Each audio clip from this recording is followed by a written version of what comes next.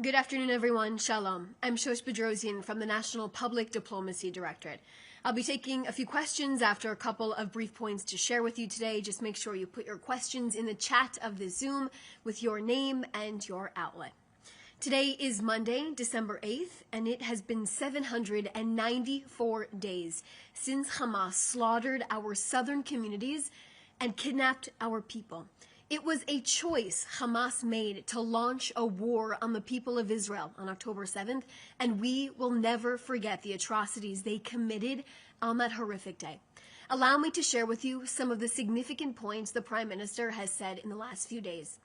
He said we are almost finished with phase one of the ceasefire plan, which has been a goal the Prime Minister said at the beginning of the war, to get back all of our hostages.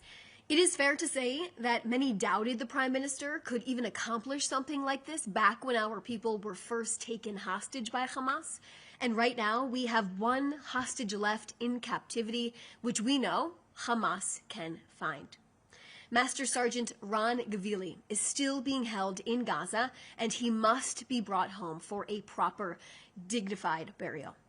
Prime Minister Netanyahu is frequently in touch with his family and is determined to help them close this horrific, this painful 2-year circle they have been forced into. The Prime Minister said that once phase one is completed, phase two will begin, which he noted comes with equal difficulty. Now, phase two will disarm Hamas and demilitarize Gaza, a crucial step outlined in the 20-point plan that Israel remains committed to. The Prime Minister has made it very, very clear.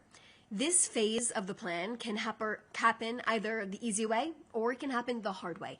But there will be an end to Hamas's rule inside of the Gaza Strip and a different future for the Palestinian people and the future of security for the state of Israel as well. Israel will continue to uphold our side of the ceasefire as Hamas continues to violate it on a daily basis. A ceasefire has been in place for 2 months now, but terrorists continue to attack our soldiers and cross the yellow line into the IDF-controlled area inside of the Gaza Strip. Israel will continue to act in self-defense against these terrorists. I can share with you that the Prime Minister will meet with President Trump on Monday, December 29th. They will discuss the future steps and phases and the international stabilization force of the ceasefire plan. Let's remember how this ceasefire plan came to be. With the military pressure Prime Minister Netanyahu put on Hamas while our troops entered their stronghold of Gaza City and the diplomatic pressure President Trump put on Hamas. This is why we are here. We cannot forget how we got here. The third phase of this plan will be focused on the de-radicalization of the Gaza Strip. It's something the Prime Minister discussed in detail with the German Chancellor on Sunday in their highly successful and positive meeting here in Jerusalem. Now, the two world leaders had an open and honest conversation about the close cooperation Germany and Israel have together. In particular, the Arrow 3 missile defense system being deployed in Germany. In fact, it is more than just a defense system. It declares that Israel's expertise protects Europe as well. Now, despite international turbulence, Israel continues to uphold these types of crucial relationships. The Prime Minister and the Chancellor also discussed the defense cooperation between our two countries and the advanced economies both countries also continue to maintain. Now, next, I can share with you that Prime Minister Netanyahu met this afternoon with the U.S. Ambassador to the UN, Mike Waltz, here in Jerusalem. Their meeting was also attended by the Deputy National Security Council Chief and the Israeli Ambassador to the UN, Dani Danon, and U.S. Ambassador to Israel, Mike Huckabee. Israel thanked the United States for their strong and steadfast alliance and partnership. The relationship is stronger than ever and grounded in shared values and an uncompromising pursuit of both security and peace for our countries and for the entire free world. Both sides committed to enhancing their collaboration at the United Nations to maximize their effectiveness, and the Israeli team shared with Ambassador Waltz that Israel did not appreciate the latest comments made by Ambassador Tom Barrack in Doha yesterday. I'll now take a few questions. Okay, first question from Joel Pollack from California Post. Does the Prime Minister have a comment about last week's anti-Semitic and violent protest against a synagogue in Los Angeles last week? Second question is, Tucker Carlson claimed in Doha this weekend that Israel asked Qatar to host Hamas, so it was hypocritical for Israel to attack Hamas in Qatar. He made a number of other provocative statements. Does Israel have any comment on this? So in terms of these LA protests that you mentioned, I can share with you that Israel views the violence exhibited outside of the temple in LA, the synagogue, as another manifestation of anti-Semitism rearing its ugly head. Also, we shouldn't get confused. There are not simply assaults on Israel-oriented event. It is yet another assault at the site of a Jewish house of worship, and this is a shameful act, of course, that must be rejected across the board. In terms of your question in regards to Qatar, I just want to remind everyone that after October 7th, Hamas wasn't hiding inside of Doha, Qatar. They were simply living. They were being hosted in Doha in 5-star resorts and luxurious villas as well. Qatar gave them a sanctuary there. And, of course, like I said, just reiterates my statement on that, Joel. Adam Parsons from Sky News, what is the government's reaction to the decision by Israeli officials to raid the headquarters of UNRWA today, despite the terms of the UN Charter, stating that the building is inviolable? Can you confirm that the Israeli government continues to respect both the word and spirit of the United Nations agreements? I will simply put it, Adam, I will probably have you ask UNRWA if they will also respect Israel and not have Hamas completely infiltrated inside of them and what they claim to be doing as well. We know UNRWA has been a stain on the United Nations, and it was established back in the day to actually only operate for 18 months.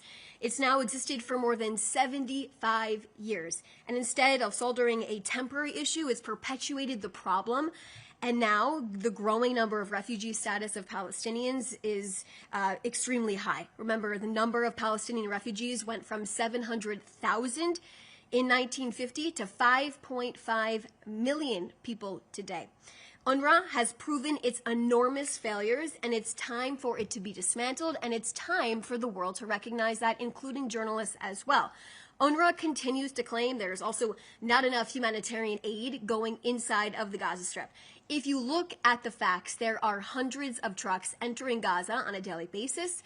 There are thousands of trucks entering Gaza on a weekly basis. The aid is entering Gaza freely and without the help from UN agencies that terrorists have embedded themselves into. Like I said, these trucks are entering weekly, daily. However, organizations without terror operatives have stepped up and have actually helped overtaken UNRWA's operations and are sending in thousands of trucks in coordination with Israel. Prime Minister Netanyahu has made it clear that UNRWA is not part of the solution. They are part of the problem.